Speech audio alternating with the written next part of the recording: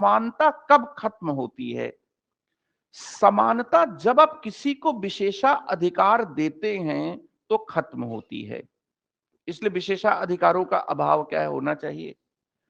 जब आप समानता में आप किसी को विशेषाधिकार देने का मतलब क्या है कि आपने एक ऐसा वर्गीकरण कर दिया जिस वर्गीकरण का कोई आधार नहीं है और वो असमानता की तरफ क्या ले जा रहा है। तो पहले समानता को तार्किक वर्गीकरण से जोड़ा गया, लेकिन बाद में ये कहा गया कि समानता तब भी खत्म होती है जब कोई निरंकुश हो जाता है।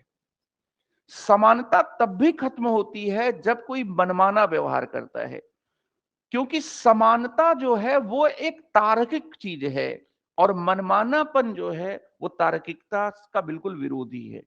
जैसे कोई कहने लगे कि मैं चाहे ये करूं वो करूं, मेरी मर्जी, कोई नियम वयम नहीं है, मेरा मन है मैं क्लास करूं या ना करूं, तो ये मनमानापन हो जाएगा। ये मनमानापन मतलब कोई भी आर्बिट्रेरी जो कार्रवाई है वो कार्रवाई समानता के सिद्धांत का उल्लंघन करती है।